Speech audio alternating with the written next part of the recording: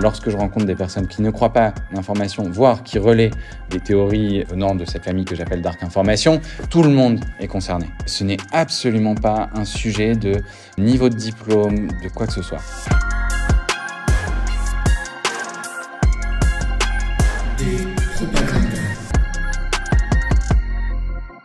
Salut tout le monde, je suis Bertrand Lenôtre, bienvenue dans Despropaganda, épisode 4.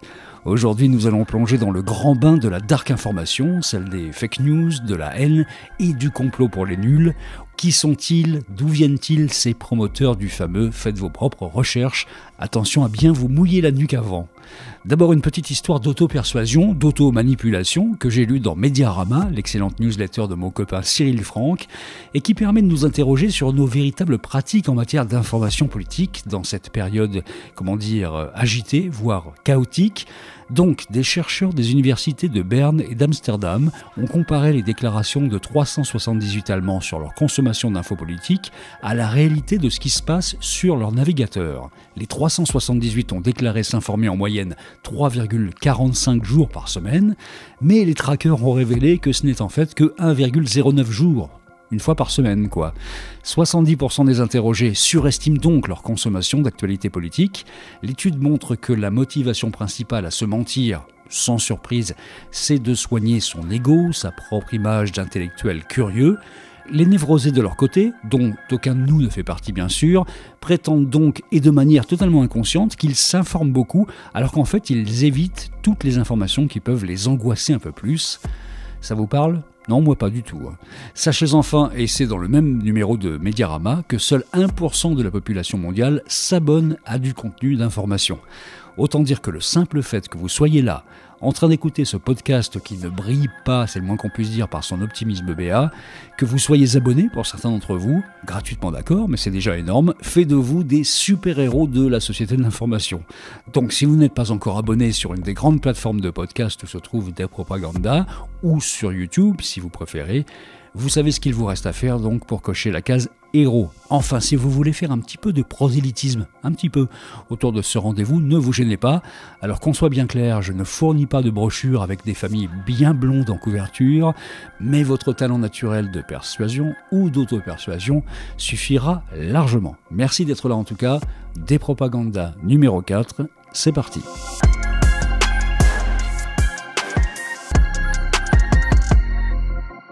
Et il est temps de retrouver notre invité dans Despropaganda. Antoine Baillet, bonjour. Bonjour Bertrand. Vous êtes le directeur éditorial de l'INA, l'Institut national de l'audiovisuel, depuis septembre 2021. Vous êtes un journaliste de façon générale, plutôt numérique de façon générale également.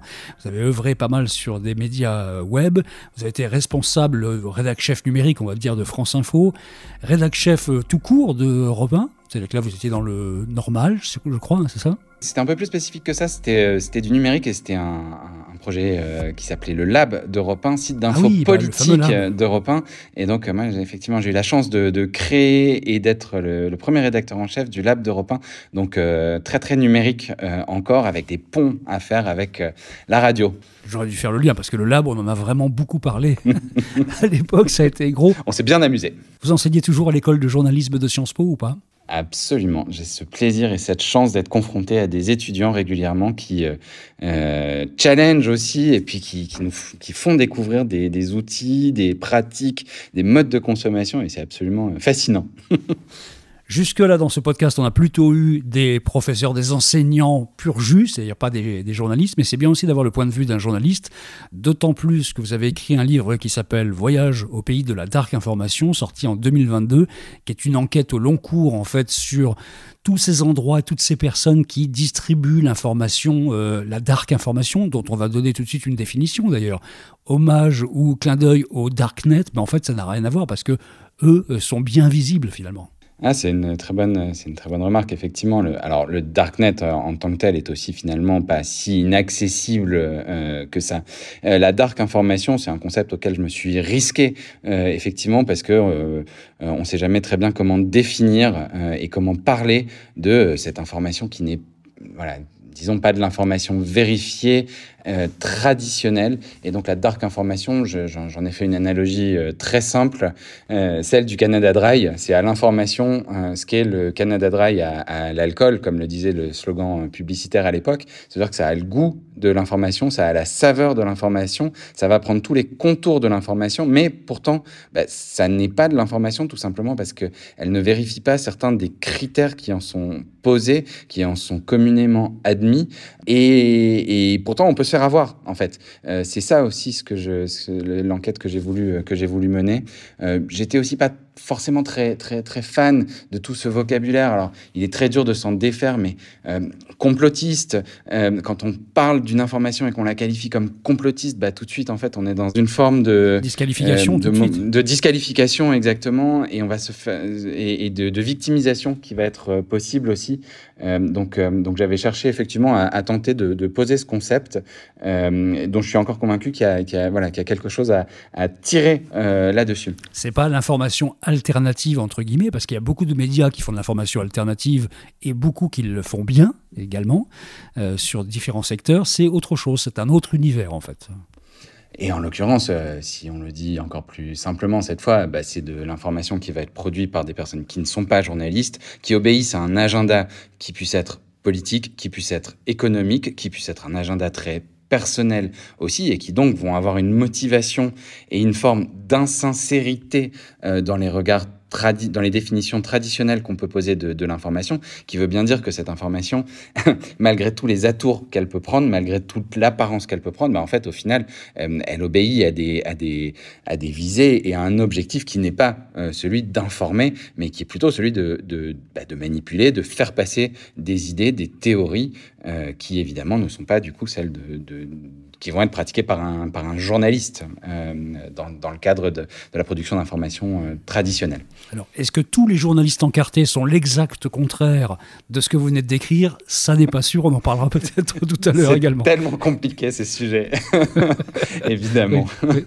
Alors, ça commence avec le professeur Raoult, et pas lui en tant que producteur d'information, même si évidemment il a produit de l'information, mais il y a des gens qui l'ont bien aidé à le faire, et vous racontez ça d'ailleurs, et pas à tomber de nulle part. C'est des gens qui avaient du savoir-faire, du pouvoir, et qui étaient des copains du professeur Raoult un petit peu, ou qui étaient dans son univers. Il y a le fameux film Hold Up, dont on avait beaucoup parlé évidemment. Il y a Odyssey.com, il y a la youtubeuse Quadra, il y a Martine Vonner, députée, ex-députée En Marche à l'époque. Ex-député et ex-En Marche. Effectivement. Qui a un tout petit peu dévié. Il y a TV Liberté, il y a François, il y a Le Livre Noir, il y a des journalistes comme Jérôme Bonnet de RT, il y a Petit Demange, il y a Papacito, l'influenceur d'extrême droite, enfin, il y a plein de gens comme ça. Vous êtes allé rencontrer la plupart de ces gens-là, pas tous, et vous avez essayé de chercher quoi en fait auprès d'eux en fait. Qu'est-ce que vous cherchiez à trouver auprès de ces personnes-là qui n'était pas une évidence, c'est-à-dire que ils sont là pour raconter ce qui les arrange un tout petit peu et pas toujours la vérité, quoi. Si tant est qu'elle existe, mais voilà. D'abord, le premier élément, moi, qui était très personnel dans mon envie de rencontre, en fait, c'est d'abord me confronter à des personnes qui sont en défiance totale vis-à-vis du journalisme tel que moi je le connais, tel que moi je le pratique, tel que moi je le transmets aussi. On se confronte à la défiance croissante. Quand on est journaliste aujourd'hui, on n'est pas aimé. Et il y a énormément de défiance. Donc pour moi, il y avait d'abord une démarche très personnelle de comprendre qui sont les gens qui aujourd'hui se défient de l'information au point de vouloir en faire par eux-mêmes. Donc ça, c'est un premier élément qui, moi, était vraiment très, très personnel dans mon envie. Comprendre qui sont les gens qui se défient. Après ça, du coup, moi, j'ai cherché aussi à avoir absolument pas un panel représentatif parce que ça n'existe pas. J'ai vraiment cherché de mon côté et ce qui a guidé mes rencontres, c'est ce que j'ai senti comme étant d'abord les personnes qui acceptent de parler, puisque je reprends le premier point, la défiance des journalistes. J'ai enquêté à visage totalement découvert, en ne cachant jamais, en ne m'infiltrant jamais. C'était une condition qui était pour moi indispensable. Et donc, ça veut dire qu'il y avait d'abord une envie d'échanger avec 1000 guillemets, un journaliste traditionnel de la part des personnes que j'interviewais. Et voilà, c'est un premier élément. J'ai cherché à avoir des motivations qui soient les plus diverses possibles et en même temps à me demander quel est le point commun? Quels peuvent être les points communs entre des personnes aussi diverses que celles que vous avez énumérées? Et donc, dans mon envie de rencontre qui mène de Paris aux routes de l'Ardèche pour aller rencontrer un YouTuber, par exemple, il y a vraiment cette envie de... Voilà, on va prendre le temps. J'ai envie d'échanger, j'ai envie de comprendre, j'ai envie de saisir et de décortiquer la manière dont aujourd'hui vous informez, vous rediffusez de l'information, quels sont les outils que vous utilisez. Il y avait vraiment toute cette partie-là. Est-ce que finalement vous avez trouvé un point commun de tous ces gens-là? Parce qu'on a le sentiment qu'il y a des motivations qui sont très radicalement différentes selon les uns ou les autres. Ouais. On voit bien que chez certains, le professeur Raoult notamment, qui n'est pas un producteur direct d'informations, mais enfin qui a amené à ça, il y a de l'égocentrisme exacerbé chez lui, comme chez certains d'autres. Il faut exister à tout prix. Et puis il y en a d'autres qui sont sur d'autres registres. Il y a même le patron François qui lui est un cynique pur jus et qui n'est pas là du tout pour son ego. Il y a 3 motivations parmi les personnes que j'ai interviewées, rencontrées, y compris souvent à plusieurs reprises. Au final, en tournant tout ça, trois registres de motivation. La première, elle est bassement économique. On vient de l'évoquer. Effectivement, il y a un business aujourd'hui qui est celui de la publicité en ligne qui permet aujourd'hui, avec l'affichage au kilo et les audiences les plus vastes possibles, qu'elles s'exercent sur des sites internet propriétaires, qu'elles s'exercent sur des chaînes YouTube, on peut générer des revenus à partir de la diffusion de contenu diffusant une information qui n'est absolument pas vérifiée. Donc, d'abord, il y a cette motivation économique. Elle existe, elle est réelle. Il y a une vraie manne publicitaire pour ces contenus-là. D'ailleurs, il y a une émission de France 2, je ne sais plus laquelle c'était, Envoyé spécial Absolument. Ou quelque chose comme ça, qui en avait parlé. En fait, ils vivent de ça. Pas d'abonnement, pas de choses comme ça. C'est d'abord la publicité. Publicité et effectivement, après ça, il y a aussi tout un dispositif de soutien plus que d'abonnement. C'est des plateformes de crowdfunding qui sont détournées ou non de leur visée initiale. Mais voilà, et donc il y a des motivations purement économiques, effectivement. Aujourd'hui, l'équation dans la production de l'information a changé de telle manière que la publicité n'est pas uniquement diffusée dans des espaces de journaux normés et peut être diffusée notamment via les pratiques du programmatique sur des chaînes dont l'intégrité des contenus est assez peu vérifiée, assez peu fiable. On peut pas dire que l'industrie de la publicité ne fasse rien à ce sujet. Néanmoins, il est évident qu'il y a aujourd'hui des niches entières qui naissent là-dessus. De la même manière, aujourd'hui, le livre est paru mon enquête est parue en 2022 et a donc été réalisé dans les années 2020-2021. N'existait pas encore des sites entiers bâtis avec de l'intelligence artificielle, mais quelque part aujourd'hui, ça a remplacé ça. Il est facile de produire du contenu au kilomètre qui permet de monétiser via de l'audience massive. Facile. Avec beaucoup de guillemets, mais c'est une possibilité. La deuxième famille de motivation, elle est politique. Vous avez cité parmi les personnes que j'ai rencontrées TV Liberté, Livre Noir, qui était encore embryonnaire au moment où j'ai enquêté et donc au moment où j'ai rencontré son fondateur.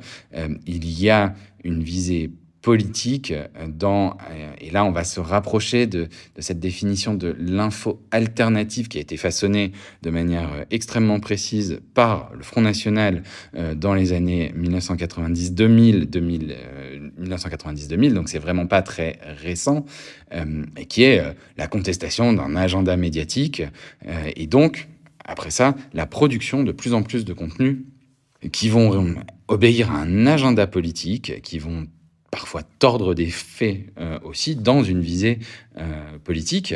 Et ce modèle et ces motivations politiques, elles existent. Il est facile aujourd'hui pour un parti politique, pour un producteur d'idées, pour un diffuseur d'idées, de créer quelque chose qui ressemble à un média, mais encore une fois, qui ne va pas respecter tous les critères de l'information vérifiés et responsables et désintéressés, tout simplement, et qui sont les critères traditionnellement admis autour de la production de l'information.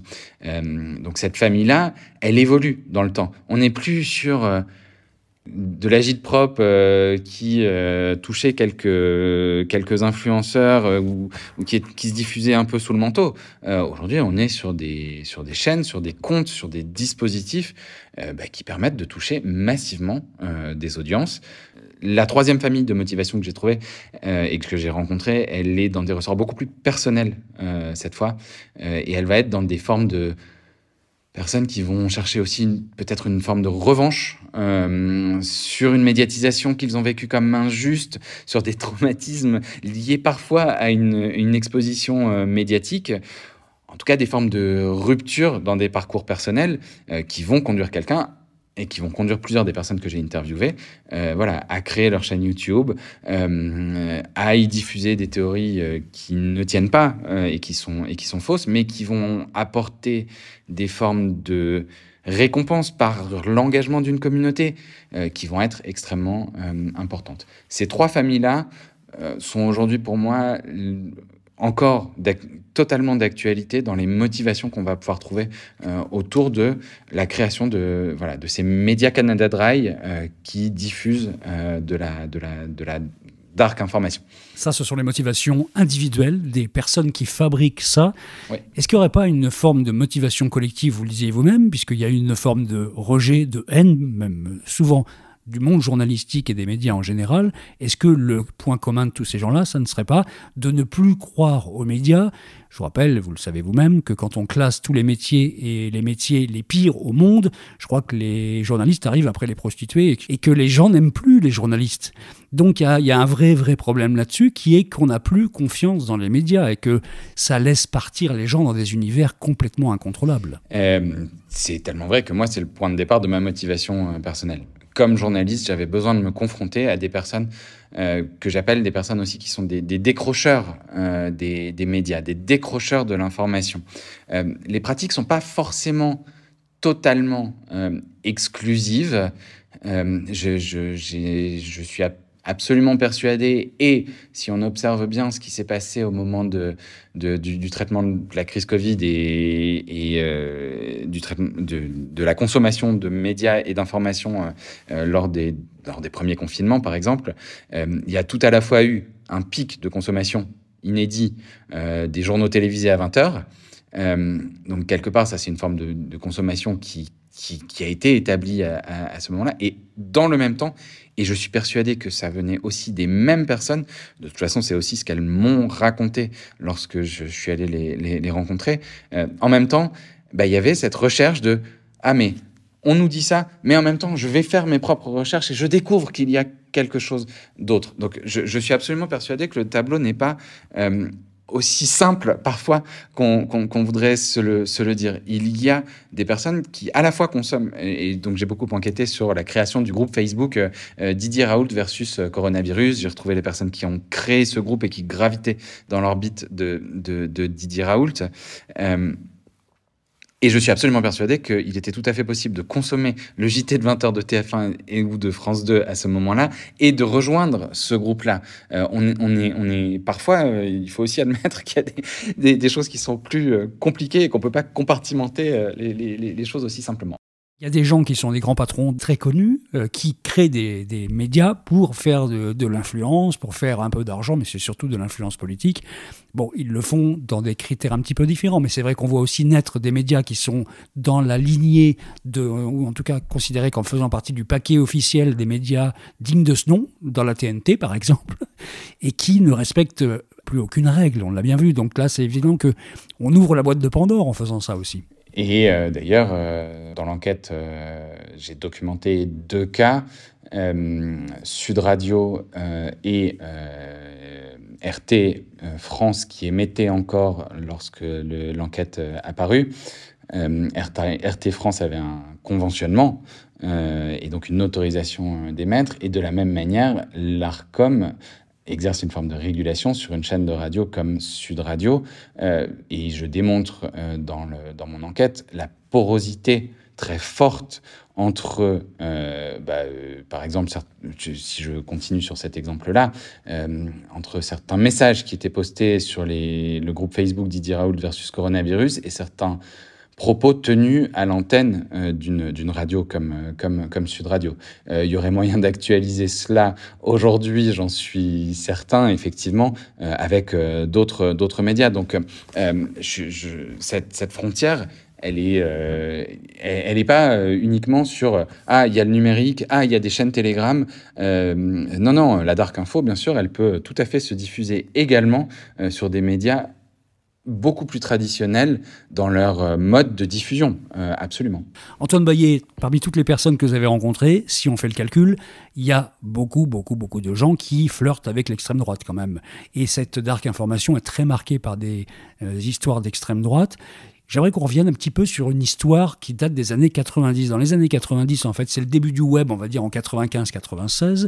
Et à peu près dans cette période-là, juste un petit peu avant, en fait, il y a eu tout un débat en France sur est-ce qu'on autorise ou pas le Front National. Le Front National a été autorisé, c'est-à-dire participer à des élections en tant que parti, mais en même temps, il y a eu un rejet de plein de médias qui étaient on leur donne jamais la parole. Et donc, c'est créé tout un mouvement comme ça de gens qui avaient une croyance politique, qu'on respecte ou qu'on ne respecte pas, c'est chacun son choix là-dessus, mais qui en tout cas n'avaient pas le droit de parole dans les médias, qui se sont engouffrés les premiers dans ce web naissant, sont devenus les meilleurs dans le web, et vous le savez très bien, vous êtes journaliste web de formation, et aujourd'hui l'extrême droite a un savoir-faire en matière de gestion de l'information, de la propagande, ou de ce qu'on veut en tout cas, ou de la gestion des élections sur le web, qui est infiniment supérieure à celle des autres partis. Et finalement, ça se retrouve dans cette dark information. À tel point que, par exemple, on a parlé tout à l'heure de Papacito. Dans les motivations, Papacito fait partie d'un collectif aussi qui s'appelle La Furia, qui édite une revue papier. De mémoire, elle est sur abonnement. Et c'est très, très marquant, je pense à ça, parce que... Dans leur manifeste de naissance, la Furia part du constat qu'ils ont gagné, que l'extrême... Eux ne définissaient évidemment pas comme extrême droite, mais comme le plan souverainiste. Les termes qui sont utilisés ne sont jamais l'extrême droite. Moi, j'ai aucun problème pour dire que c'est la tradition politique de l'extrême droite. Bref, eux partent du constat que sur le numérique, la bataille est gagnée et qu'il y avait une extension à faire pour gagner une forme de bataille dans les kiosques aussi. Et je trouve ça très, très révélateur puisque le constat de départ, c'est sur le numérique, la bataille est gagnée. Je serais un petit peu plus nuancé aujourd'hui, je pense, sur cet aspect de victoire, puisque... de victoire idéologique et unique de l'extrême droite sur le numérique. En réalité, ce sont les positionnements extrêmes politiques, à droite comme à gauche, qui aujourd'hui bénéficient et ont développé une expertise vraiment très particulière. Et à ça, il y a une explication très simple. Qui est la machine, la forme de clivage et la prime à la position la plus tranchée, la plus forte, et la séduction qu'opère la position la plus tranchée, la plus forte, la plus extrême. Et donc aujourd'hui, dans le paysage numérique de l'information, on peut aussi se dire que l'extrême gauche est également très puissante, très puissante. Oui, c'est vrai que LFI et l'extrême gauche en général sont très très forts quand il s'agit de produire des contenus sur le web et depuis à peu près toujours, ils sont bien plus forts que les partis traditionnels, PS ou ex-PS, ce qu'on veut, et puis la droite traditionnelle ou le centre. Exactement. Dans l'enquête après ça, ce qui explique le fait qu'il y ait plus d'extrême droite, c'est aussi qu'il y a des choses qui ont été davantage conceptualisées. Je le pense. TV Liberté, par exemple, est directement l'héritière de l'époque dont on se parlait à l'instant sur le Front National et sur l'impossibilité pour le Front National à une certaine époque d'accéder aux médias et donc de la création de propres médias par le Front National et ses descendants avec des formes cette fois très traditionnelles. TV Liberté, c'est une chaîne YouTube, mais c'est une chaîne télé à la papa. Le produit phare de TV Liberté, c'est un journal de 20 heures, ce qui quelque part dit tout sur le format. Il y a un phénomène qui est assez intéressant. Vous en parlez d'ailleurs avec François. Vous dites 80% de ce que produit François, en fait, c'est des dépêches AFP.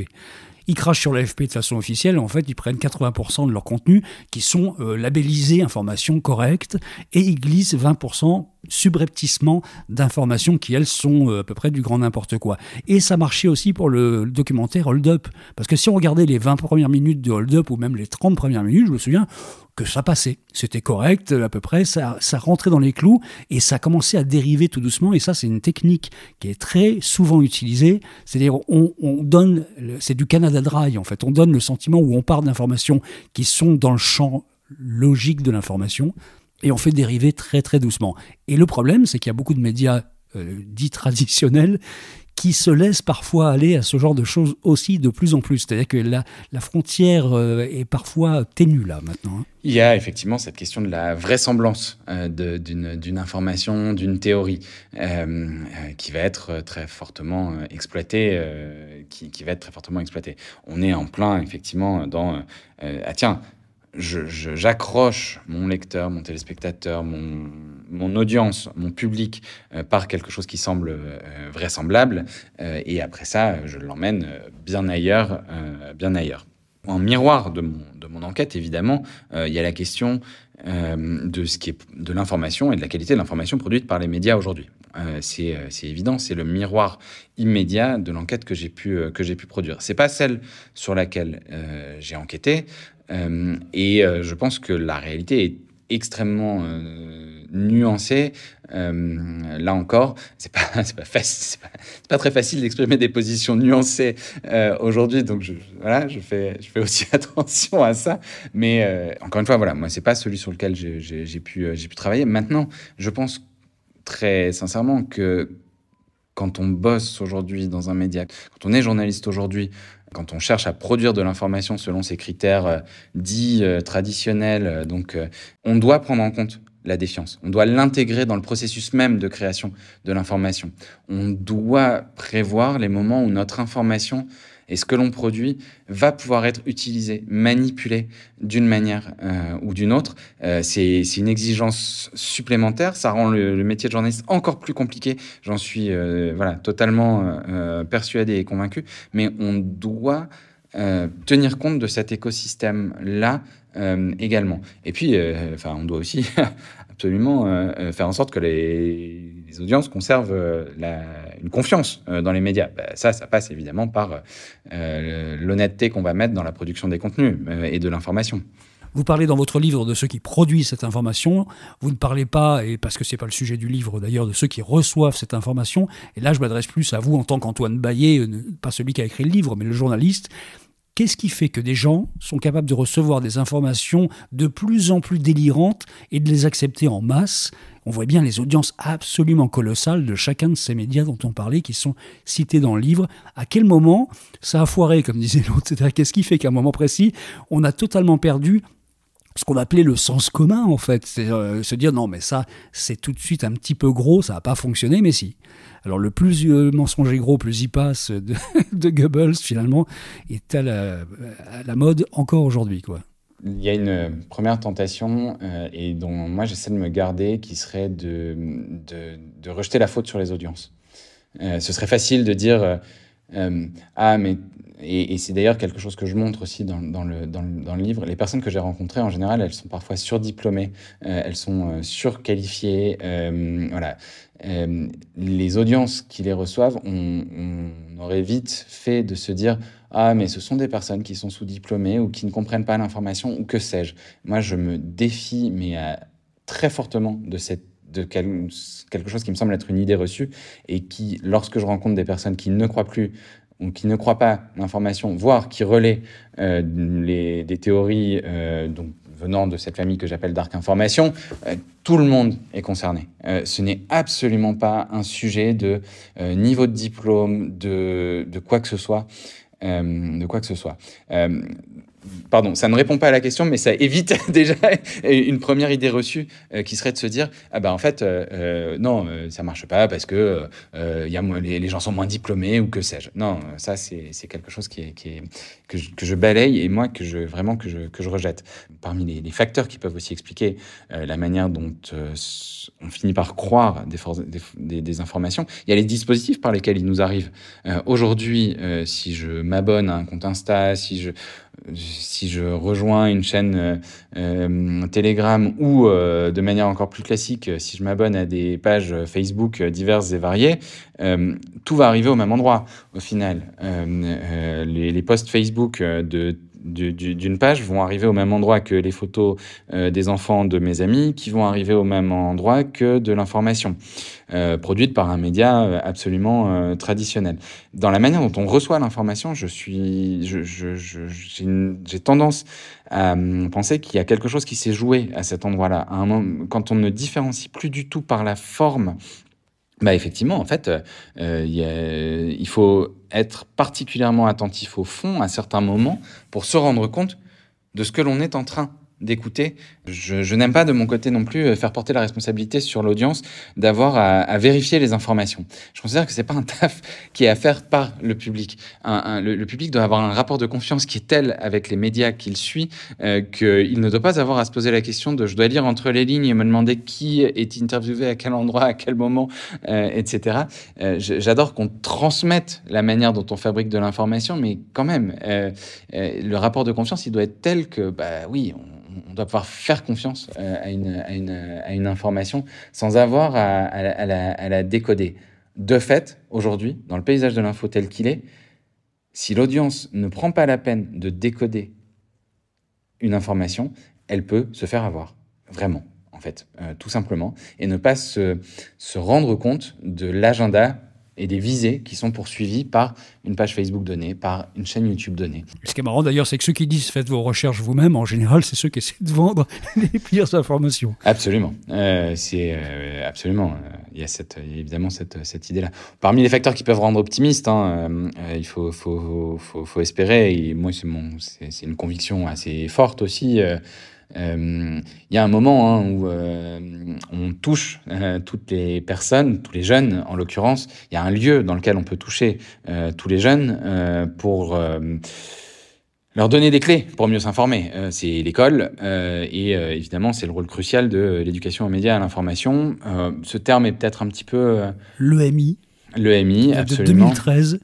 Exactement. On ne peut pas dire que ce soit un succès colossal jusqu'à présent. Qui a été généralisé dans les programmes scolaires à partir de 2013, qui n'est pas une matière à part entière, donc qui est à la charge de tous les enseignants qui le souhaitent.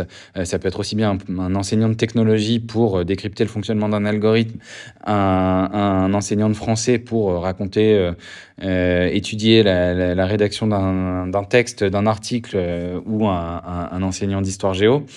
Les moyens ne sont pas forcément colossaux dans ce qui est attribué à l'EMI aujourd'hui. Néanmoins, bon, ça commence à bouger un petit peu. Mais on peut se dire qu'il y a un endroit encore où ça passe. Je ne suis pas totalement convaincu par ce terme qui fait très dogmatique, l'éducation aux médias et à l'info. Au final, tout ça, c'est aussi l'idée de développer l'esprit critique des ça fait un peu élèves. Perfit quand même. Voilà.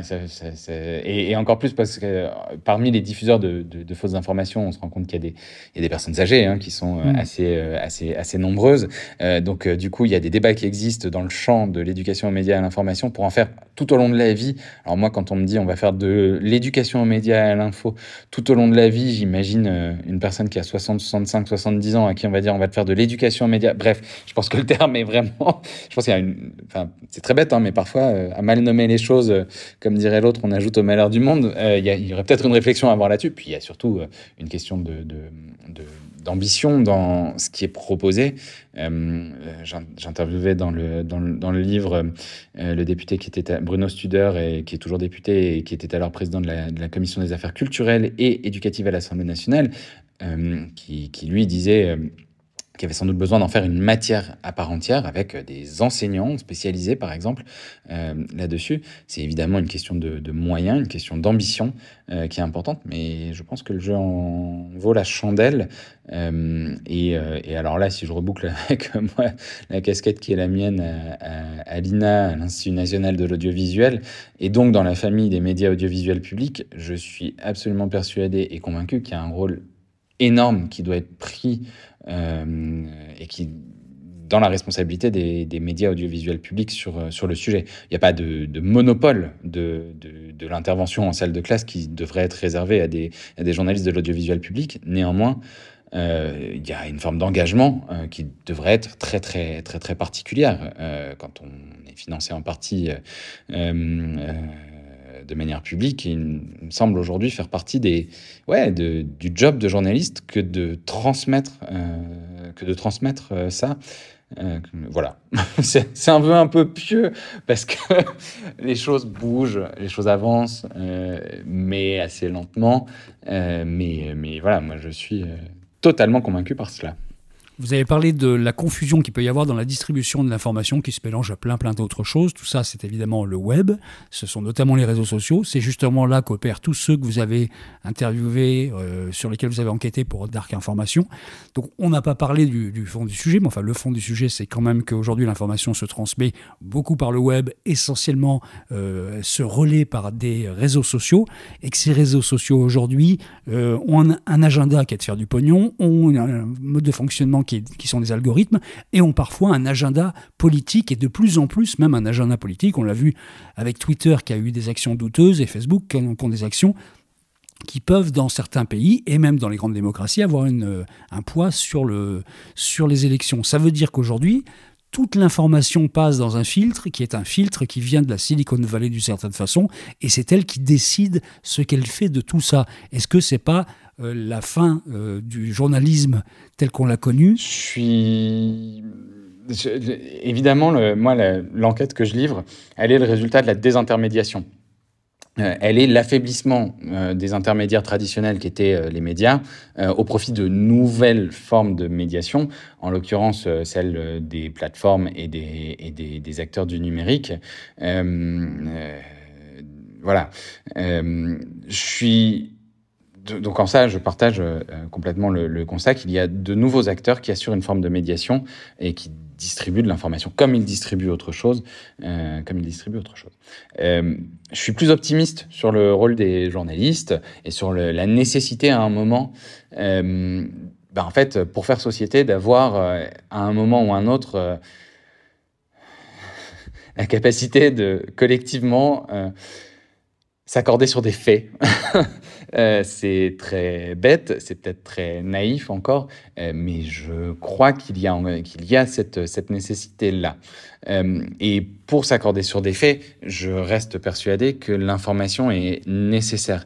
C'est pas un bien comme un autre.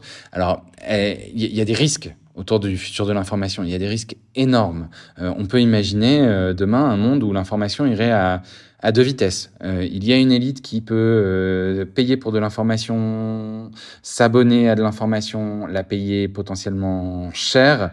Et on peut imaginer ce monde où il y a une élite versus une masse qui n'a à disposition que de l'information de mauvaise qualité, gratuite. C'est un risque. Néanmoins, même dans ce scénario-là, il reste quelque chose qui est fait par les journalistes. Il y a ce besoin encore de produire de l'information. On peut imaginer d'autres scénarios, évidemment. Et pour moi, il y a peu de scénarios viables à terme qui impliqueraient une disparition totale de la nécessité d'enquêter et de produire de l'information qui est vérifiée, sur laquelle des acteurs qui sont des journalistes embauchés, alors par des médias ou par d'autres, j'en sais rien. Je suis en train de me hasarder là à prédire le futur. C'est toujours très très risqué. Mais il y a bien cette nécessité d'avoir de l'information produite par des journalistes. Ça ne veut pas dire qu'il y en a l'exclusivité. Moi, je suis quelqu'un qui est très positif aussi sur. Là, je fais le tableau noir de la désintermédiation de la production de l'information. J'oublie pas tout ce qu'elle apporte, j'oublie pas tout ce qu'elle permet, j'oublie pas tout ce qui a été permis, même aujourd'hui encore, sur la facilité à structurer et à lancer des médias d'information. Il y avait des barrières à l'entrée par le passé qui étaient gigantesques sur la création d'un média. Elles n'existent plus aujourd'hui. Alléluia, moi ce sont des révolutions qui sont profondément positives également. Donc là encore, j'essaie d'être dans une forme de nuance et de voir ce qu'apporte. Mon livre est vraiment consacré à ce qui a foiré dans la désintermédiation. Je n'oublie pas pour autant ce qui a été permis de positif par elle. Et vous terminez par une petite prospective d'ailleurs dans ce livre-là, qui n'est pas une dystopie, on n'est pas dans 1984, c'est plus positif que ça, entre guillemets. Il y a les deux scénarios. Même si voilà, je vous laisse deviner. En tout cas, scénario noir, scénario blanc, et effectivement, on peut imaginer qu'il y ait des chocs de régulation qui soient produits, qu'il y ait des chocs démocratiques ou des prises de conscience qui soient amenées, ou à l'inverse, des scénarios nettement plus pessimistes. Et je suis bien incapable de trancher aujourd'hui de mon côté. Je suis bien incapable de dire ce qui va advenir. Je souhaite évidemment, et je ne peux que souhaiter en revanche, mais ça n'est que mon souhait et ça n'engage que moi, un scénario positif. Mais ce n'est absolument pas certain. Bon, c'est Voyage au pays de la dark information. Vous pouvez vous référer à ce livre-là qui est sorti donc en 2022. Et il y a toujours plein de choses à y apprendre. Un dernier mot, Antoine Baillet, puisque vous êtes directeur éditorial de l'INA, donc l'Institut national de l'audiovisuel. On demande une reco en fait à la fin de ce podcast sur un livre, par exemple, qui a été lu. Mais là, vous pouvez peut-être nous faire une reco sur, je sais pas, un documentaire, un film, quelque chose qui vous a marqué ces derniers temps et que vous aimeriez partager. Je vais vous partager un coup de cœur d'un podcast américain qui date de 2021, qui enquête sur une théorie qui est presque conspirationniste, qui enquête sur le titre Wind of Change des Scorpions, qui a été largement repris dans toutes les révolutions et toutes les transitions démocratiques en Europe centrale et orientale dans les années 90. Et un journaliste américain entend un tips un jour d'une de ses sources qui lui dit « Ah, mais tu sais, ce titre, il a été écrit par la CIA ». Donc on est en plein dans le monde du renseignement, de la politique, et c'est absolument passionnant. Et en fait, spoiler, donc le podcast s'appelle Wind of Change, il est disponible uniquement en anglais, mais sur toutes les plateformes d'écoute. Spoiler, le journaliste ne démontre absolument pas que le titre aurait été écrit par la CIA. En revanche, il explique pourquoi ce serait vraisemblable, pourquoi cela aurait pu advenir. Et donc, du coup, c'est une plongée et c'est très raccord avec tout ce qu'on a pu développer, c'est une plongée dans les mécanismes de l'influence, du soft power qui est absolument passionnante. Et donc, l'écoute, et c'est extrêmement bien produit, donc c'est extrêmement stimulant. Alors voilà une reco qu'elle est bonne, Wind of Change, donc podcast. Merci beaucoup Antoine Baillet d'être passé dans ce podcast. C'était un plaisir. Merci beaucoup Bertrand de cet intérêt, vraiment. Voilà, c'était le 4e épisode de Dépropaganda. Merci de nous avoir écoutés jusqu'à la fin. Petit rappel, pour être visible dans les classements de podcasts, j'ai besoin de vos abonnements gratuits et de vos partages gratuits aussi. Ce sera votre façon de payer en retour tout le travail réalisé pour que ce podcast existe. Pour échanger, on se donne rendez-vous sur les réseaux sociaux à Bertrand Le Nôtre ou Dépropaganda. À très vite pour un nouvel épisode.